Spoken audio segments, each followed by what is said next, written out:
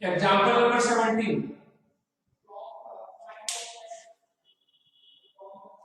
कौन कौन आया भाई? कहाँ गया वो जी? दोनों अक्षर तो बनी कहीं नहीं। चलो देखो इधर क्वेश्चन क्या बोल रहा है, how much water you field the, पहले समझने का कोशिश करना है, ठीक है। तो सबसे पहले तो ये ध्यान में रखना है कि क्वेश्चन जो है रद्दी है, फालतू सा क्वेश्चन है, ठीक है। लेकिन इतना सोचने के बाद जो कंसंट्रेट होकर के अटेम्प्ट करना है, क्योंकि वो जो सोच है वो वर्चुअल है, वो सिर्फ आपके कॉन्फिडेंस बढ़ाने के लिए सोच है, ठीक है। सिंसियर होकर के क्वेश्चन को अटेम्प्ट करके जाना है। ये देखो हमारे पास एक कंटेनर है,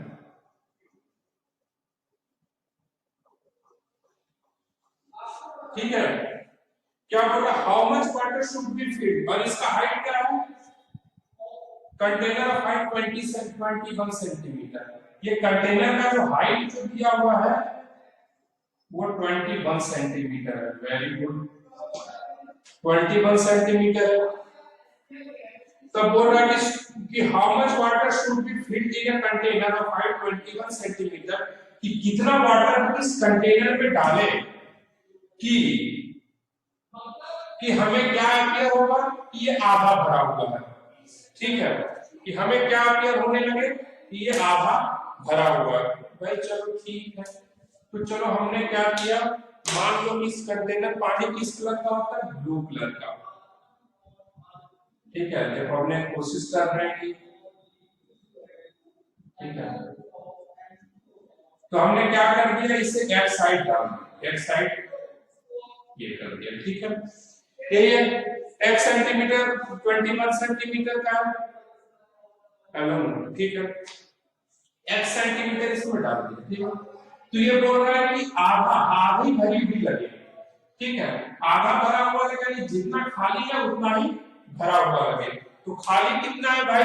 जब हम एक सेंटीमीटर डाल दिए तब खाली कितना बचा है? 21 माइनस एक्स सेंटीमीटर। तो ये भरा हुआ भी कितना लगना चाहिए? 21 माइनस एक्स सेंटीमीटर। यही है ना भाई, क्योंकि भाई ये तो कुछ ऊपर दिखेगा ही ना भाई, जब हम ऊपर से देख लें ये तो कुछ ऊपर दिखेगा, इसमें शिफ्ट हो जाएगा। तो इसमें क्या है कि अपरेंट डेप्थ हमारा कितना होना चाहिए? 21 माइनस एक्स, क्योंकि जब हम एक्स फीड कर देंगे तो खाली कितना रहेगा? 21 माइनस एक्स। बोल रहा आधा भरा हुआ होना चाहिए, तो जितना खाली है उतना ही भरा हुआ देखना चाहिए। यहाँ से कोई आप देख रहा है, ठीक है। आप लोग अपने अपने हिसाब से अच्छा अच्छा बना लीजिएगा, ठीक है। अपना आप सोच करके बनाइएगा तो अच्छा बनाइएगा, हम अपना नहीं सोच करके बना रहे हैं, ठीक है। तो आधा भरा हुआ है, तो अगर 21 है, आधा भरा हुआ है, आधा खाली रहेगा। खाली हमने मान लिया 21 माइनस एक्स, तो भरा हुआ भी कितना होना चाहिए? 21 माइनस एक्स। और ये क्या अपरेंट डेप्थ, और apparent depth is equal to क्या होता है? Actual depth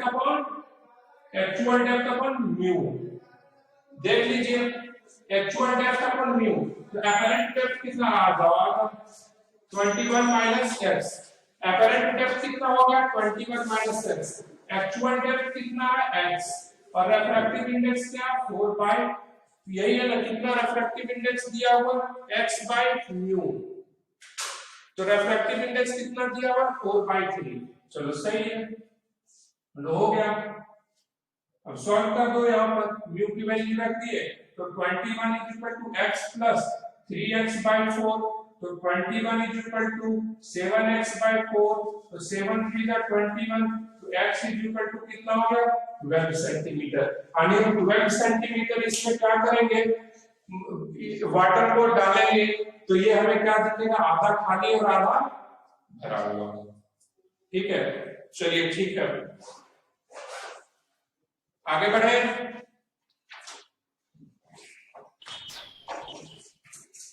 yes sir. चलिए ठीक है,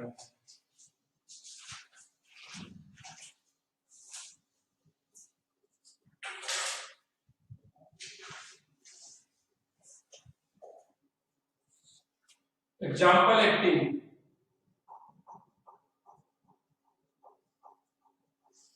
एग्जाम्पल नंबर 18 क्या बोल रहा है? figure shows a hemisphere. Figure shows a glass hemisphere. तो डायग्राम दिया हुआ आपको पता है, ब्लैक वाला जो है वो क्वेश्चन का पार्ट है।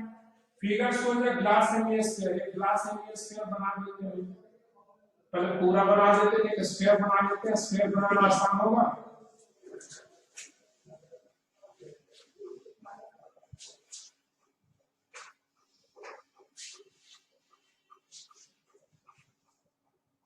ठीक है, figure shows a glass hemisphere,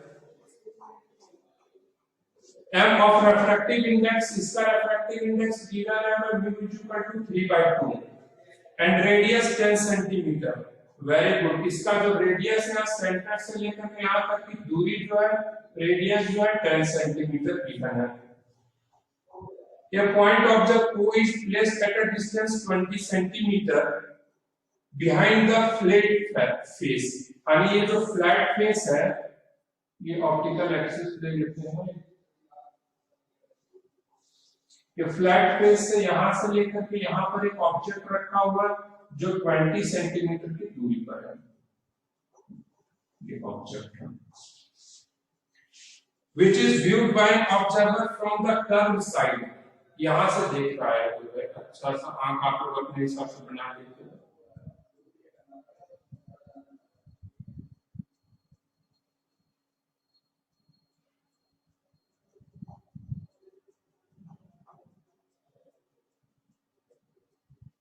तो कोई इससे अच्छा आंसर बन नहीं सकता है।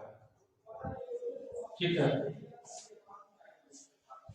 ठीक है। viewed by an observer from the curved side, find the location of image after the two reflection। भाई तो फिर इसमें क्या होगा, आ गया, इसमें क्या होगा, देखो दो सरफेस है, एक बार यहां से रिफ्लेक्शन होगा और एक बार यहां से रिफ्लेक्शन होगा। यहां से रिफ्लेक्शन होकर के जो इमेज का फॉर्मेशन बनेगा वो इसके लिए क्या कहेगा, हम ऑब्जेक्ट हैं दूसरे वाले के लिए। ठीक है, तो चलो ठीक है, सॉल्व कर देते हैं, इसमें क्या चिंता करना है। और आपको पता है ये देखो ये डेंसर मीडियम है, तो आपको पता है ऑब्जेक्ट कहां है, रेयर मीडियम में, और जो ऑब्जर्वर के पास लाइट आ रही है डेंसर मीडियम से होते हुए आ रहा है, तो उतना छोड़ो हटाओ, इसकी वजह से देख लेते हैं। फर्स्ट रिफ्लेक्शन, फर्स्ट रिफ्लेक्शन का होता है फ्लैट सरफेस पर होता है। फ्लैट सरफेस पर हमें पता है μ2/v = μ1/u। आप सबको पता है कि जो रहेगा उस जिस साइड में इमेज है उसी साइड में क्या बनना, ऑब्जेक्ट बनना है। ये साफ साफ लिखा हुआ है। μ2 कितना है, जहां पर रिफ्लेक्टेड रे रहेगा, रिफ्लेक्टेड रे तो यहीं पर रहेगा, ये इस यहाँ इंसिडेंट रे रहेगा, तो μ2 कितना हो गया 3/2 × v, μ1u और u की वैल्यू कितना हो गया 20 सेंटीमीटर, 20 सेंटीमीटर हो गया। तो यहां से कितना हो जाएगा v = 30 सेंटीमीटर। Very good. यानी जो इमेज बनेगा वो कहां बनेगा, कहीं जाकर के इधर बनेगा, ये आई डैश लिख दो। यहां से कितना दूरी पर बना 10 सेंटीमीटर का। ठीक है, अब क्या है, अब यहां से यहां पर रिफ्लेक्ट करेगा, किस सरफेस पर हो गया, तो सेकंड रिफ्लेक्शन के लिए देखते हैं, सेकंड रिफ्लेक्शन के लिए चलते हैं। सेकंड रिफ्लेक्शन, यहां से सारी चीजें मेजरमेंट होगी हमारी। तो सबसे पहले देखो μ1, यानी यहां इसके लिए इंसिडेंट रे क्या है, जो इस सरफेस के ऊपर इंसिडेंट रे इस मीडियम में है, तो इसका रिफ्रैक्टिव इंडेक्स क्या होगा 3/2। u कितना हो गया, यहां से देखेंगे मेजर करेंगे 10 और 20, 30 और 10 40, 40 सेंटीमीटर। ऐसे तो कोई नहीं है किसी को 10 20 30 नहीं समझ में आ रहा है, स्नेहा समझ में आ रहा है। ठीक है, यस सर, वेरी गुड। μ1 3/2 हो गया, u क्या हो गया 40 सेंटीमीटर। अब हमें क्या फाइंड करना है, v फाइंड करना है। v फाइंड करना है तो μ2 = 1 होगा, v लिख देंगे, और r = कितना हो जाएगा, r देखो यहां से इस डायरेक्शन में जाएगा, तो r भी कितना हो जाएगा 10 सेंटीमीटर। तो यहां पर लिखते हैं μ2/v, μ2/v = μ2/v - μ1/u।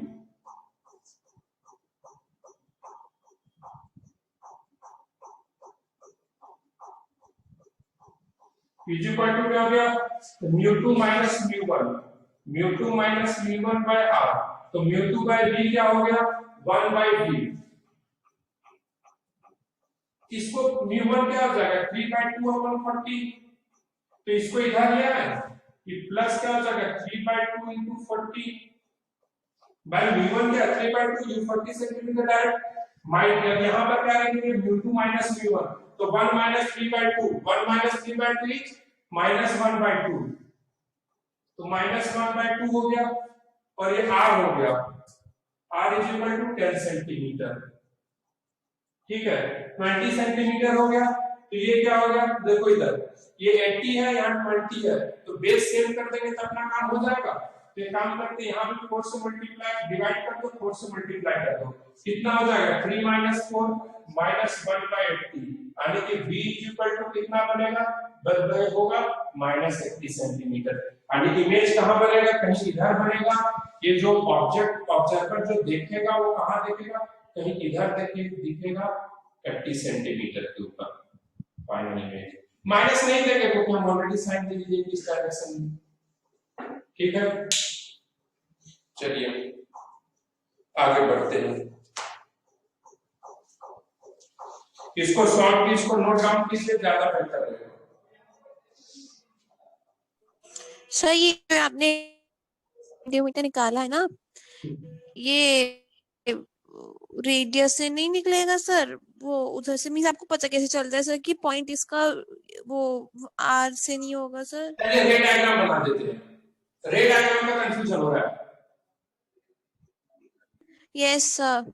रे डायग्राम बना देता हूँ, देखो यहाँ से चलिए ध्यान से देखिएगा, ये रे क्या आया, देखो एब्जेक्ट यहीं पर तो कट नहीं करेगा, लेकिन ऑब्जेक्ट के उधर कट करेगा, जहां भी कट करेगा।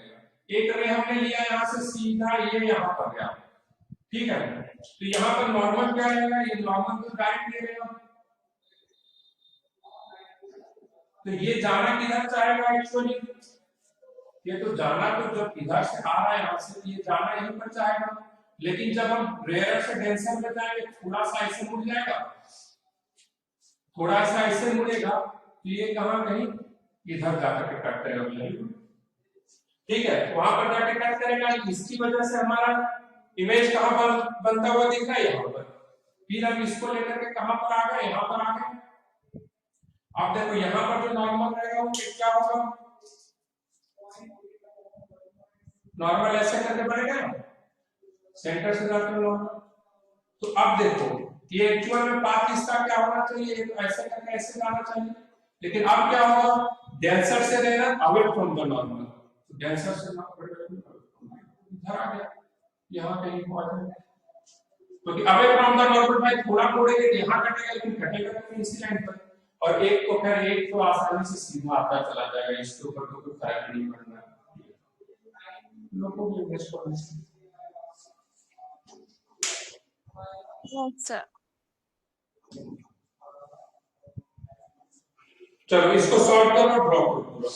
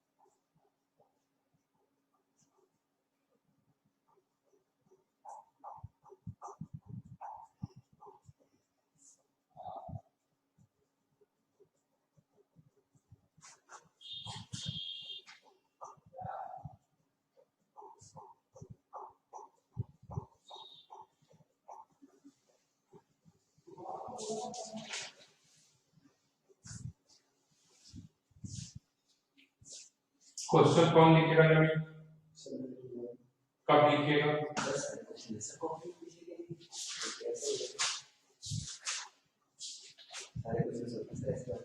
पेज पर तो वो तो खाली है ऐसे क्यों खाली कर रहा है? साइड में हम प्रोसेस छूट जाती है तो अंदाजे से ज्यादा पेज छूट जाते हैं ना तो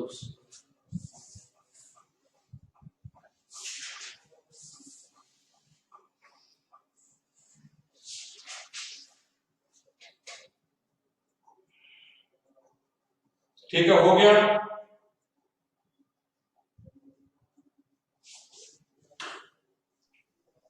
यस सर। ठीक है,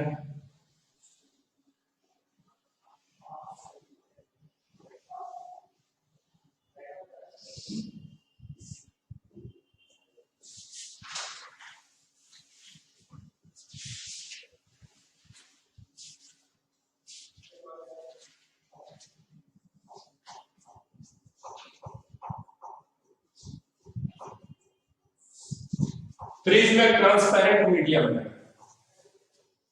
ठीक है, ट्रांसपेरेंट क्वेश्चन आएगा। पहला क्वेश्चन, ट्रांसपेरेंट मीडियम ही क्यों है? ठीक है, तो ट्रांसपेरेंट मीडियम है इसलिए क्योंकि हम लाइट की स्टडी कर रहे हैं, तो लाइट के मूवमेंट को देखना है, रिफ्रैक्शन को देखना है। रिफ्रैक्शन में तभी पता चलेगी, लाइट रिफ्रैक्ट तभी करेगा जब वो एक मीडियम से दूसरे मीडियम में जा पाएगा, इसलिए हमने इसे ट्रांसपेरेंट मीडियम लिया है। ठीक है, प्रिज्म में क्या है?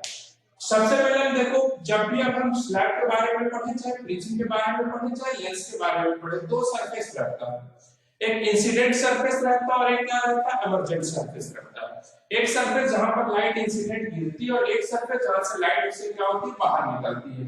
तो हमने अभी पिछले क्लास में स्लैब पढ़ा है। स्लैब में क्या होता था? इंसिडेंट सरफेस भी प्लेन था और एमर्जेंट सरफेस जिस सरफेस से निकल रही थी वो भी प्लेन था। लेकिन क्या था उन दोनों में खासियत कि दोनों प्लेन जो थे, साथ ही साथ दोनों एक दूसरे के क्या थे? पैरेलल थे। तो हम कह सकते हैं स्लैब जो रहता है वो ऑप्टिकल ट्रांसपेरेंट मीडियम है जिसमें इंसिडेंट सरफेस और एमर्जेंट सरफेस दोनों प्लेन होते हैं और एक दूसरे के क्या होते हैं? पैरेलल होते हैं। तो मैं प्रिज्म को कैसे डिफाइन करेंगे?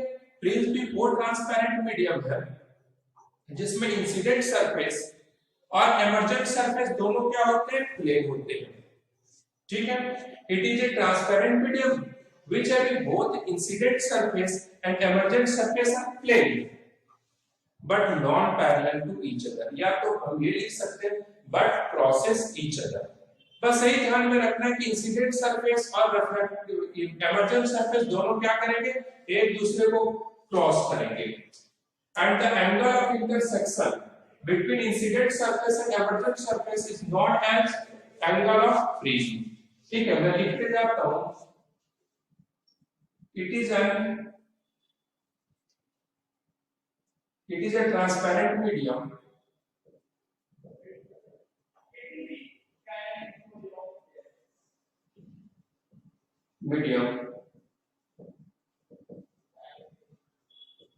which having both incident plane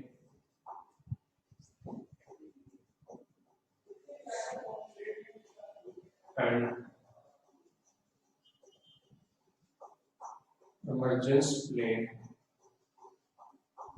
are plane। ठीक है, it is a transparent medium which has both incident plane and emergence plane are emergent surface। incident surface दोनों plane आ जाएगा।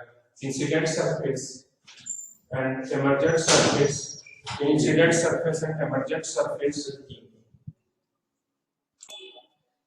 ठीक है, it is a transparent medium which having both incident surface and emergent surface are plane and intersecting each other। समझ में आ रहा है? and intersecting each other,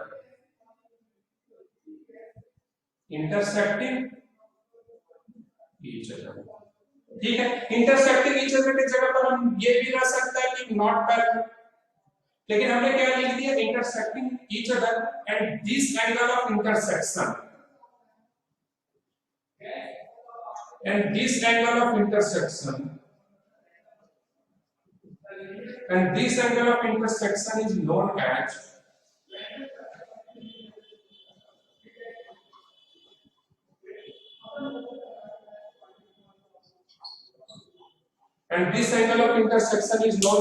angle of prism. ठीक है, तो आप लोग ये सबसे पहले तो दिमाग से भूत निकाल दीजिए कि जो प्रिज्म होता है यही स्ट्रक्चर वाला प्रिज्म होता है। ऐसा ही सोचते आ रहे होंगे अभी तक कि ये स्ट्रक्चर वाला जो रहता है वही क्या होता है, प्रिज्म होता है, तो बाकी सब तो क्या होता है, कुछ और होता है। तो ये सबसे पहले आपको एक डायग्राम दे रहा हूं, आपसे पूछूंगा क्या ये प्रिज्म है।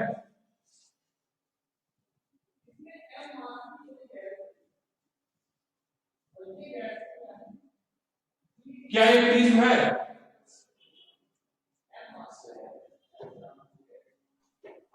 Yes sir. Yes, sir. Yes, sir. सब बोल रहे हैं सर, तुम लोग दिमाग खराब हो गया, तो हम बढ़ाए स्लैब है ये। No, sir. सर सही है दिमाग। अब तो ये तो सीधे साफ मना कर दीजिए भाई, स्लैब है या नहीं है, पेज बदल करके देखो, स्लैब में यही वाला स्ट्रक्चर तो था। नहीं, आप देखिए, आप जो आंसर दे रहे हैं उस पर आप अड़ी रहिए, आप अपने लॉजिक से मेरी बात को गलत काटने का कोशिश कीजिए। हो सकता है प्रिज्म हो, मैं ऐसा मैं एकदम इससे डिनाई नहीं कर रहा हूं कि प्रिज्म नहीं है, लेकिन मैं पूरा तरह से डेविएट करने का कोशिश करूंगा। आप इसे प्रूव कीजिए कि हाँ ये प्रिज्म है, मैं बोल रहा हूं कि ये स्लैब है। यस सर, प्रिज्म है सर ये। सर एडजस्टेंट वाले। क्या हम तो बोल रहे हैं कि भाई हमने स्लैब का डेफिनेशन पढ़ा है कि इंसिडेंट सरफेस और इमर्जेंट सरफेस प्लेन होता है। देखो यहाँ पर लाइट आई थी, ये सरफेस ऑफ इंसिडेंट था, यहाँ से लाइट निकली थी, ये सरफेस ऑफ इमर्जेंस है, दोनों क्या है, प्लेन है और एक दूसरे के पैरेलल है, हो गया ये स्लैब। तो हमने तो स्लैब अपना प्रूव कर दिया। सर इस साइड से सर लाइट आएगी सर, राइट लेफ्ट साइड से एडजस्टेंट और ऊपर की तरफ सही, एडजस्टेंट वाले वेरी गुड। हाँ एडजस्टेंट वाले सबको मतलब सही बोल रहे थे, सोच सब सही रहे थे। चलिए वेरी गुड, अच्छा लगा कि आप लोग अपना दिमाग लगाए, बहुत यूजफुल हुआ कुछ खर्च वाले की अच्छी बात। हाँ ये प्रिज्म है, प्रिज्म भी है, वो प्रिज्म और स्लैब इस चीज के ऊपर डिपेंड करेगा कि हमारा इंसिडेंट सरफेस कौन है और इमर्जेंट सरफेस कौन है। अगर हम ये देखो, ये हम ले लेते हैं ए बी सी डी, अगर हम surface A B and C D की बात करें तो ये क्या हो जाएगा, स्लैब की तरफ बिहेव करेगा। लेकिन उसी जगह पर अगर हमारा यहां से हमने लाइट लिया, ये हो गया नॉर्मल, ये नॉर्मल हो गया, यहां से लाइट गया, ऐसे करके लाइट गया, ये जाना इधर जा रहा था लेकिन डेंसर मीडियम में आया तो ये थोड़ा ऐसे डेविएट कर गया, यहां पर गया, ठीक है, यहां पर गया,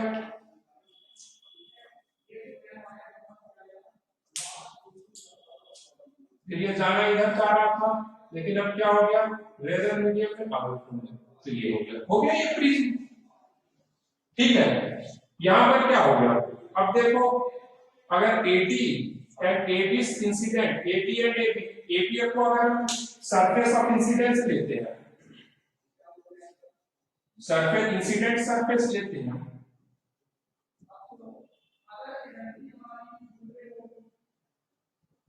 और AB को हम क्या लेते हैं, इमर्जेंट सरफेस, एडजेसेंट सरफेस हम लेकर के चलते हैं, ये कैसे बिहेव करेगा, प्रिज्म, प्रिज्म की तरह। क्यों, क्योंकि इंसिडेंट सरफेस और इमर्जेंट सरफेस एक दूसरे को क्या कर रही है, इंटरसेक्ट कर रही है, और हियर एंगल ए जो है ये क्या कहलाएगा हमारा, एंगल ऑफ प्रिज्म। कोई डाउट नहीं है, सिंपल है, डेफिनेशन से क्लियर हो रहा है। चलो ठीक है, एक और स्ट्रक्चर देखते हैं।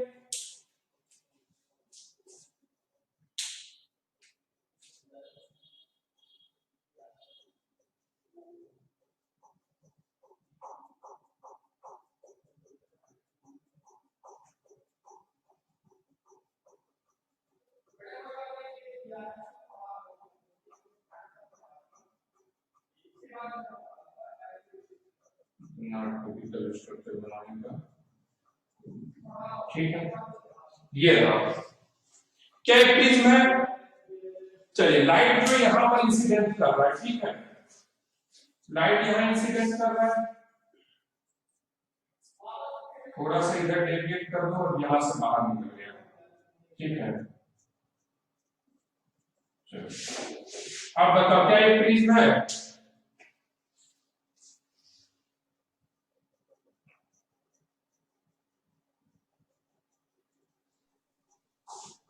सर।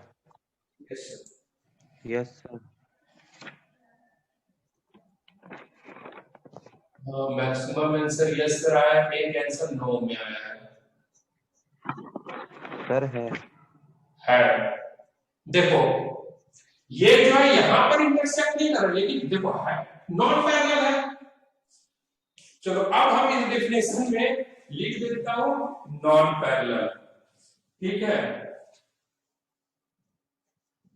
अब बताओ स्नेहा, क्योंकि इंटरसेक्टिंग हमने यहां लिख दिया कि इंटरसेक्टिंग लिख दिया, तो चलो इस तरह से बोलिए। अब हमने नॉन पैरेलल, हाँ ये भी है, क्योंकि हमारे पास आंसर ये नॉन पैरेलल होना चाहिए, कहीं ना कहीं तो आगे जाकर के इंटरसेक्ट करेगी। ये जो ये होगा, ये क्या हो जाएगा? Angle of prism. अब तो हम लोग इतना हो गया कि हम लोग इस कॉन्सेप्ट से पूरी तरह से बाहर निकल चुके हैं कि प्रिज्म कौन है, यही वाला प्रिज्म है, ठीक है। ऐसा कोई कॉन्सेप्ट नहीं है, अब इतना तो हमें पता चल चुका है। वो अलग अलग टाइप से प्रिज्म होता है, ट्रायंगुलर प्रिज्म होता है, पेंटाहेड्रल प्रिज्म होता है, हेक्साहेड्रल प्रिज्म होता है, ऑक्टाहेड्रल प्रिज्म होता है, लेकिन हमें जो पढ़ना है ट्राइहेड्रल प्रिज्म पढ़ना हो, ठीक है। चलिए यहां तक नोट डाउन कीजिए इसको फटाफट, फिर आगे बढ़ते हैं।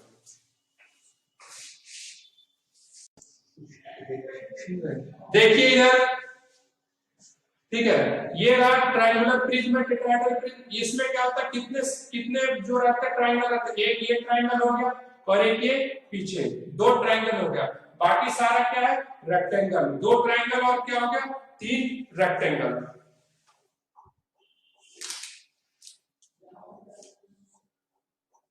दो ट्रायंगल फेस और तीन क्या हो गया, रेक्टेंगुलर।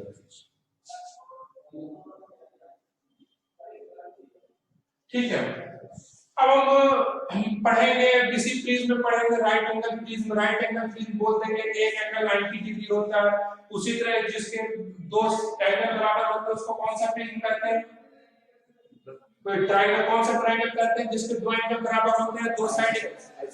आइसोसेलेस प्रिज्म, तो उसको आइसोसेलेस प्रिज्म, उसको आइसोसेलेस ट्रायंगल होता है उसको आइसोसेलेस प्रिज्म बोल देते हैं। फिर होता है जिसका तीनों सेम रहता है एंगल, उस इक्विलैटरल ट्रायंगल है तो उसको इक्विलैटरल प्रिज्म। ध्यान रखना, इक्विलैटरल प्रिज्म का क्वेश्चन देगा, इक्विलैटरल, ये जो है इक्विलैटरल प्रिज्म है, और एंगल ऑफ प्रिज्म नहीं देगा, तो कितना होगा इक्विलैटरल प्रिज्म में एंगल ऑफ प्रिज्म? 60 डिग्री, ठीक है। और ध्यान रखिए, सब अपना कॉमन सेंस है, आप लोगों के पास है, ठीक है। इक्विलैटरल प्रिज्म दे दिया तो तीनों एंगल क्या है, 60 60 60, तो अपना ट्रायंगल, तो उसमें एंगल ऑफ, जहां पर एंगल ऑफ प्रिज्म का जरूरत पड़ेगा 60 लेकर के आप लोग उठाइए। उसके बाद फिर आपको क्या पूछ देगा, कहीं पूछ देगा कि जो है देगा राइट एंगल प्रिज्म दे दिया, राइट एंगल प्रिज्म दे दिया, तो राइट एंगल प्रिज्म दे दिया जिसमें बोल दिया 90 डिग्री बेस में, ऊपर का एंगल आपको, मतलब जो नोमेनक्लेचर रहेगा वहां से आपको एंगल ऑफ प्रिज्म कभी कभार ढूंढना पड़ेगा, तो उसके लिए इसको ध्यान रखिएगा, ठीक है। चलिए अब हम देखते हैं रिफ्रैक्शन थ्रू ए ट्राइहेड्रल प्रिज्म। अब इसके थ्रू जो हमारे सिलेबस में है उसी के थ्रू अब हम क्या देखेंगे, रिफ्रैक्शन।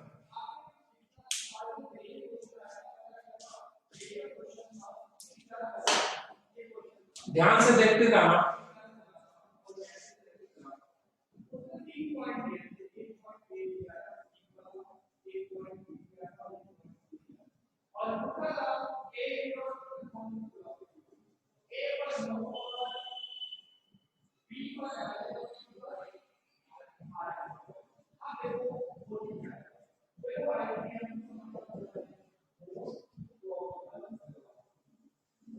रेफ्रैक्शन थ्रू ट्राहेड्रल प्रिज्म, ठीक है। ट्राहेड्रल प्रिज्म के थ्रू रेफ्रैक्शन देखते हैं कैसे कैसे इसमें प्रोसेस होता है, सबको नोमेनक्लेट करते हैं।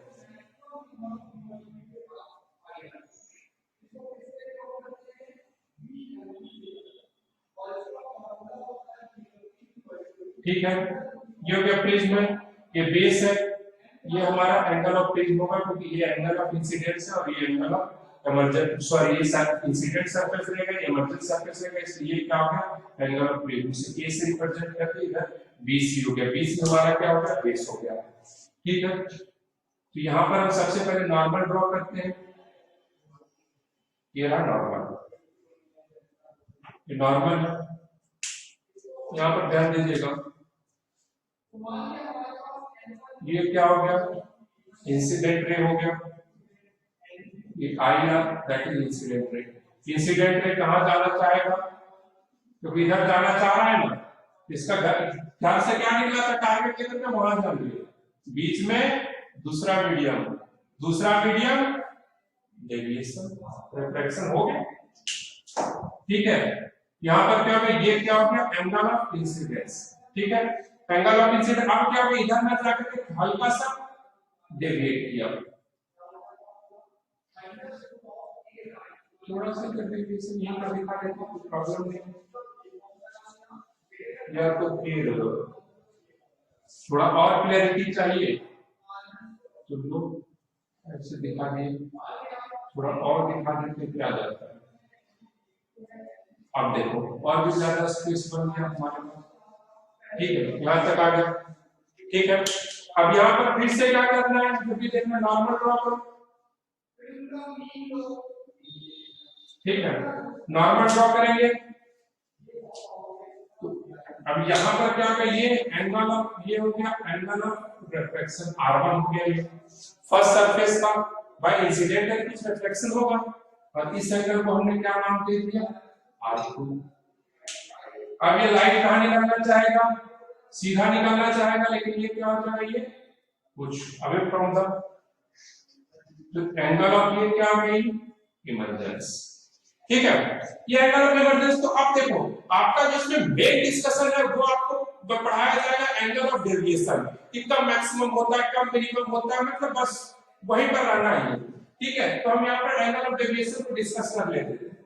ये किस डायरेक्शन में जाने के लिए निकला था, इस डायरेक्शन में, लेकिन अब ये कहां चला गया, इस डायरेक्शन में, तो कितना मुड़ गया अपने पाथ से, कितना मुड़ गया, इतना मुड़ गया डेल्टा, समझ में आ रहा है, ये कितना मुड़ गया डेल्टा मुड़ गया, और इसे हम किस नाम से जानेंगे एंगल ऑफ डेविएशन,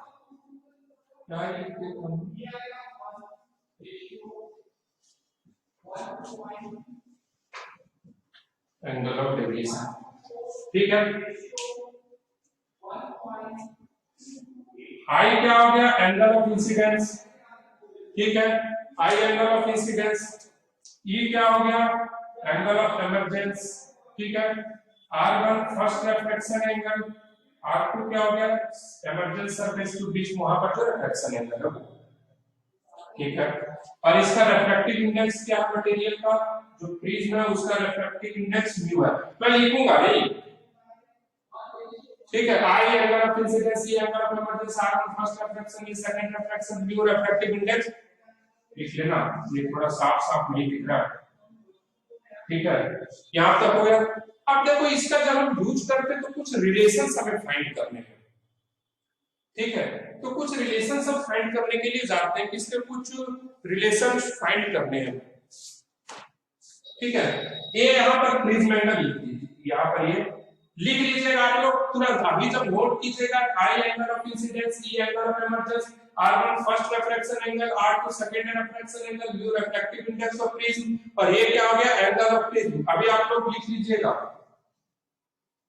देखो अब हम देखते हैं सबसे पहले स्नेल्स लॉ कैसे लिखते हैं, ये मैं बता देता हूं।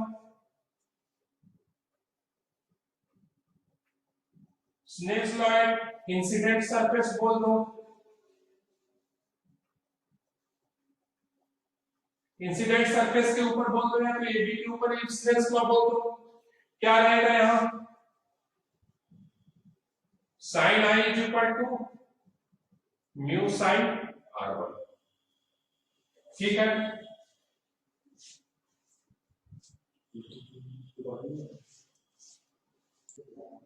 इधर देखिए sine i is equal to mu sine R1 लिख दिए। अब यहाँ पर रिफ्रैक्टिंग सरफेस के ऊपर सिनेट्स लॉ, एमर्जेंट सरफेस के ऊपर देखेंगे तो क्या होगा, एमर्जेंट सरफेस के ऊपर क्या हो जाएगा, लिख दो भाई क्या प्रॉब्लम है, sine e is equal to mu sine R2। तुरंत अभी अक्षर के दिमाग में सर ये तो फिर ये mu sine R1 mu sine R2 sine I is equal to sine E हो जाएगा, तो I is equal to E। अक्षर सोचा कि नहीं सोचा,